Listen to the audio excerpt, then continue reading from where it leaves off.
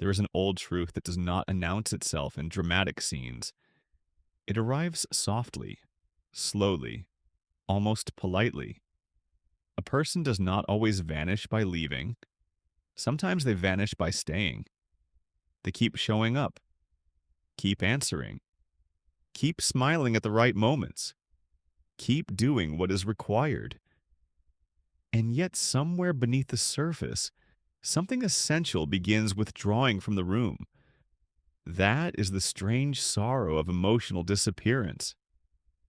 From the outside, it rarely looks like collapse. It may look like tiredness, maturity, calmness, independence, a season, a quieter personality, someone becoming more private, more practical, more focused on work, more fine. The kind of change people can explain away because it does not make enough noise to be called a crisis. But inside, the experience can feel very different. It can feel like color draining from things that once reached you, like speaking from farther away than before, like participating without arriving, like being touched by life only through glass, like some inner room has started closing its doors one by one, not with violence, but with resignation. And this is what makes it so difficult to notice, even for the person living inside it. Because emotional disappearance is rarely a decision, it is usually erosion, a slow retreat, a gradual dimming, a quiet self abandonment that happens in small moments long before it becomes a pattern. A thousand tiny acts of not saying what hurt, not asking for what was needed, not trusting what was felt, not believing the inner life would be handled gently if it were shown at full size. That is where the deeper story begins. Because people who are quietly disappearing emotionally are not always people who feel less. Often, they are people who have felt too much for too long, with too little space to place it. People who learn to survive not by exploding, but by reducing their visible emotional footprint until almost nothing in them seemed disruptive anymore. And the world often rewards this. It rewards the person who stays composed, the person who does not burden the room, the person who keeps functioning, the person who can carry pain without translating it into inconvenience for others. So the disappearance may even look admirable for a while. That is one of the cruelest parts. Because what looks like strength can sometimes be disconnection with elegant posture. What looks like peace can sometimes be the stillness of a person who no longer expects to be met. What looks like resilience can sometimes be the quiet adaptation of someone whose inner world learned that it was safer to dim than to ask the room to hold one more thing. A person does not start disappearing emotionally because they are weak. They often start disappearing because they have been strong in the wrong way for too long. Strong at absorbing, strong at enduring, strong at translating pain into functionality, strong at staying readable enough to be useful, but not vulnerable enough to need too much. And when this goes on long enough, something subtle begins to happen. They no longer only hide their feelings from others, they begin hiding them from themselves. At first, it sounds small. I'm just tired. It's not a big deal. I don't want to make anything heavier. I don't even know why I feel off. It's easier not to think about it. But beneath these phrases, another process is unfolding. The psyche begins taking feelings that are too costly, too complicated, too unrewarded, and moving them farther back. Not destroying them, just storing them somewhere less visible. Somewhere they can stop interfering with daily life. Somewhere they can stop asking to be named in rooms that have not felt safe enough for honest naming. This is why emotional disappearance can feel so ghostly. The person is still there, but only partially. The body is present. The mind still works. The obligations are still being met, but the inner current is weaker. The sense of vividness has thinned. Reactions become smaller. Joy becomes quieter. Sadness becomes harder to access. Even longing begins speaking in a lower voice. Not because nothing matters, because too much has mattered without enough witness. There is often a history beneath this. Sometimes it is childhood, a home where emotions took up dangerous space, a home where sadness was met with impatience, anger was punished, tenderness was ignored, or need arrived at the wrong moment too many times. A child in such an atmosphere learns quickly that being fully emotionally alive can change the room in costly ways. So the child adapts, not by becoming emotionless, by becoming careful. Careful with tears, careful with tone, careful with how much need enters the room at once, careful with excitement, careful with disappointment, careful with the timing of honesty. Over time, this carefulness can harden into a style of being. The person appears calm, mature, self sufficient, but underneath that appearance, there may be an old private belief. My inner life must be managed before it can be shown. And if that belief is repeated enough, the management can become so constant that the self being managed begins to recede. That is how some people learn to disappear emotionally while remaining socially excellent.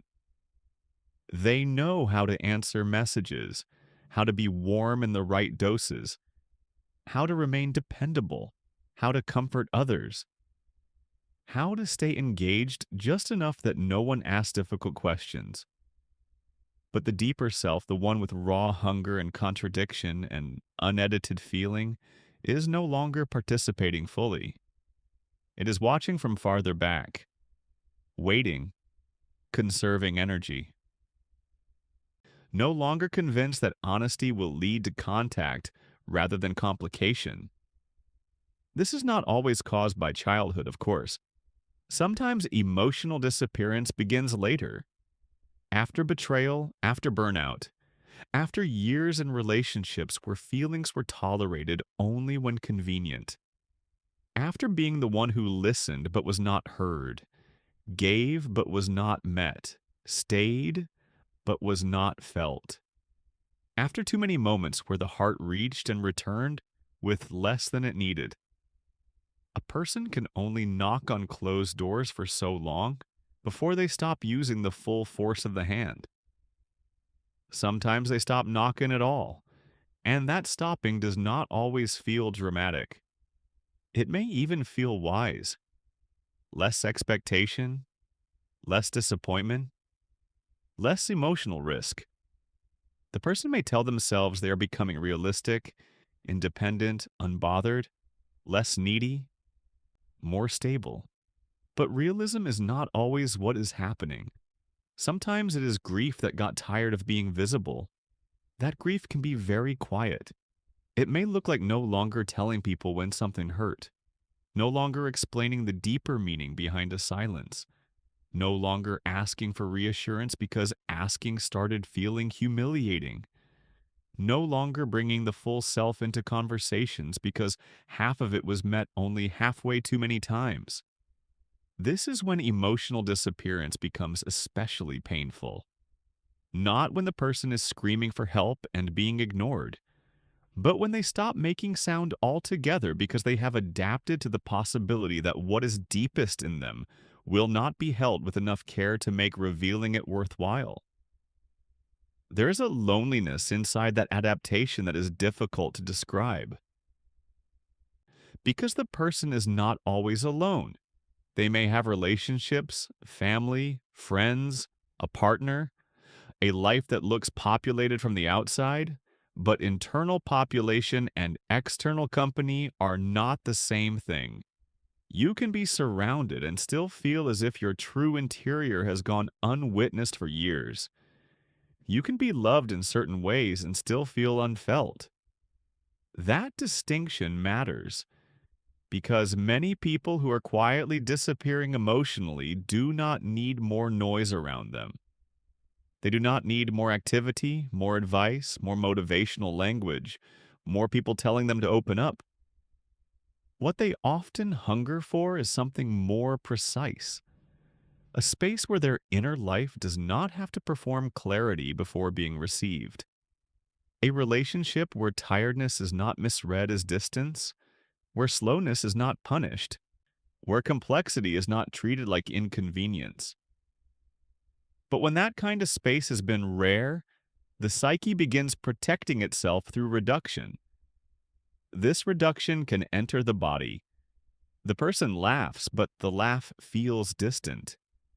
They cry less, not because they are healed, but because the tears are harder to reach. They say, "I'm fine," with increasing sincerity because they genuinely no longer know how to locate the full map of what they feel. They become productive in strange ways, organized, functional, reliable, and still something in them continues fading. That fading can be mistaken for depression. Sometimes it is depression, but sometimes it is something slightly different, though it may live close to it. It is a form of emotional retreat shaped by overexposure without enough safety. The self becomes like an animal that has learned to move deeper into the forest, not because it has died, but because it no longer trusts the open field. This is why emotional disappearance is often accompanied by numbness. But numbness is rarely the whole story. Underneath numbness, there may be fear. Underneath fear, there may be fatigue. Underneath fatigue, there may be years of overfunctioning. Underneath overfunctioning, there may be the old hope that if you remain useful, low maintenance, calm enough, you will not have to feel the pain of being too much, too complicated, too real for the people around you. What a heavy hope that is, because it asks the heart to trade vividness for safety. And safety built this way is never complete. It may reduce disappointment. It may make daily life more manageable. But it also reduces the chance of being fully known. A person who keeps disappearing emotionally may protect themselves from hurt, yet also protect themselves from the forms of contact that could have reminded them they were still here. That is why this pattern can become self-reinforcing. The less you show, the less others can truly meet. The less others can truly meet, the more confirmed you feel in your retreat. The more you retreat, the more fine you appear. The more fine you appear, the less anyone suspects that anything essential is fading at all. Soon the person becomes the keeper of their own silence, and silence, when it lasts too long, begins changing the architecture of the self. There are desires you stop naming because naming them hurts. There are disappointments you stop feeling in real time because you have rehearsed their arrival too many times already. There are parts of the personality that go dormant because no room felt strong enough to welcome them without distortion. Playfulness may go first, then spontaneity, then the instinct to reach, then the willingness to be emotionally messy in front of someone. Then, very quietly, the belief that your whole interior deserves full-size presence in another person's life. That is a devastating loss because once emotional disappearance becomes familiar, presence itself can start feeling unsafe. If someone tries to come closer, the body may hesitate. Not because it does not want closeness, because closeness now threatens to expose all the parts that have gone into hiding. The person may ache for contact and resist it at the same time, so they become hard to reach in ways even they do not understand. Not cold, not uncaring, just distant in a very specific way. They answer, but with less of themselves. They show up, but from farther away. They love, but with one hand still on the exit. They speak, but from behind layers of managed tone. This is why people who are disappearing emotionally are sometimes described as changed. Harder to know, harder to read, more withdrawn, less available. but those descriptions often miss the tenderness beneath the distance. They make it sound like indifference when often it is actually overprotection. A person is not always pulling away because they do not care. Sometimes they are pulling away because caring no longer feels survivable at full volume. There is another layer to this. Some people disappear emotionally because they became chronically responsible for everyone else's feelings. They were the stabilizer, the listener, the translator, the one who remained composed while others unraveled. In such a role, your own inner life can start feeling almost inconvenient to maintain. There is always something else more urgent, someone else more distressed, another atmosphere to regulate, another tension to absorb. Eventually, the self begins collapsing inward from neglect. Not because you hate yourself, because your interior kept being postponed in favor of managing the room. This postponement, repeated enough times, becomes a quiet form of abandonment. The person may not speak harshly to themselves, they may not even seem self critical, but they keep leaving themselves for later. And later keeps not coming. So emotions start arriving like unopened mail piling in a locked room. At first, this may seem manageable, then the room gets heavier, harder to enter, more crowded, more stale. The person begins avoiding the room altogether, and from the outside, this avoidance looks like numbness, distraction, composure, exhaustion, indifference, busyness, or the phrase that has become almost sacred in modern life: I'm just tired. And perhaps they are.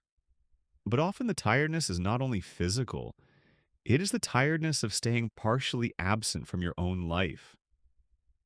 The tiredness of carrying unprocessed weather inside the body while still performing normalcy. The tiredness of holding back tears that no longer feel accessible. The tiredness of speaking from edited places. The tiredness of being in rooms where your role is known but your inner world is not. This is why some people who are quietly disappearing emotionally may feel strangely moved by very small acts of attunement. Someone notices they are less present than usual without accusing them. Someone does not rush their silence. Someone stays steady when a feeling finally surfaces instead of treating it like disruption. Someone recognizes that the person has been surviving in reduced form and does not ask them to perform brightness on command. To others, these moments may seem minor.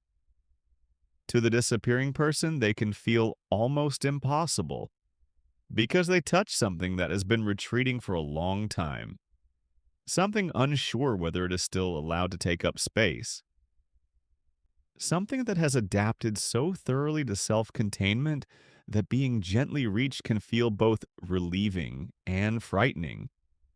That is the contradiction. They may want to be found and hide at the same time, want to be asked and fear the question, want to be met and distrust the doorway, want to speak and feel the throat close as soon as the room turns toward them. These are not signs of insincerity. They are signs of a self that has learned disappearance as protection. And perhaps this is why the most painful part is not always the emptiness itself, but the confusion around it. The person may wonder why they feel flat around people they love, why joy does not land fully, why connection feels laborious, why they are there and not there at once, why their own life sometimes feels like something happening just outside of them. Without language, this can become frightening. It can sound like, what is wrong with me? Why can't I feel like I used to? Why am I fading? Why does everything feel slightly far away? Why can't I just come back? But the more compassionate truth is often this: you may not be disappearing because there is something broken at your center. You may be disappearing because some part of you has been overexposed without enough shelter, overused without enough replenishment, or under-received for so long that retreat began to feel more merciful than constant partial contact. That changes the meaning of the pattern. It makes it sadder, but also kinder. Because then the person is no longer merely detached or numb or unavailable. They are a human being adapting to too much invisibility, too much tension, too much emotional labor, too much life lived from the edges of the self. And adaptation, even painful adaptation, makes sense. A river changes course after enough obstruction. A flame lowers when oxygen is scarce. A body goes still when movement no longer feels safe. Why should the heart be any different? The heart also conserves. It also lowers itself when the room cannot hold full fire. This does not mean the fire is gone, only banked, only hidden beneath ash, only quiet enough that even the person carrying it may begin to mistake dimness for extinction. But dimness is not extinction. That matters, because emotional disappearance can feel permanent while it is happening. It can feel like a personality shift, a final truth, proof that something vital has ended. Yet often beneath the silence there is still longing, still hurt, still sensitivity. Still the aching knowledge that this is not the fullest version of being alive. The very pain of disappearance proves that some part of the self still remembers what presence feels like. If it did not remember, there would be no grief, and grief is a kind of evidence. It says something precious has been receding. It says the disappearing self has not vanished without witness. It says some inner part is still paying attention, still waiting, still hoping for conditions under which it will not have to live so far away from its own pulse. That is why naming this pattern matters so deeply. Not to dramatize it, not to turn every season of distance into pathology, but to see it. To see that not every quiet person is at peace. Not every functional person is intact. Not every calm face belongs to a settled inner world. Some people are quietly disappearing in the middle of ordinary life, and they are doing it so gracefully that even they struggle to admit it. So, if this reflection found you, perhaps let one truth stay close. The wound is not that you are too distant, too difficult, too numb, or too much work to understand. The wound may be that too many parts of you learned that they could survive only by fading from view. The wound is not the silence itself. It is everything the silence has been protecting. The exhaustion, the grief, the disappointment. The long habit of making your inner life smaller because full-size presence did not feel safe enough, welcome enough, or worth the risk. And there's nothing shameful about how carefully you learn to survive. If this felt like language for something you have been living without a name, let it remain with you for a while. Let it sit beside the part of you that still shows up even when something inside has gone dim. Let it stay near the self that has not fully disappeared, only stepped back from the edge of too much unheld feeling. And if you want more reflections like this, more language for the hidden emotional patterns that shape why a person fades, protects, longs, and goes silent in the middle of staying, stay close. Sometimes the first form of return is not being pulled back into the light. It is simply hearing someone say with care and precision that your quiet disappearance was never emptiness. It was a wound trying not to disappear completely.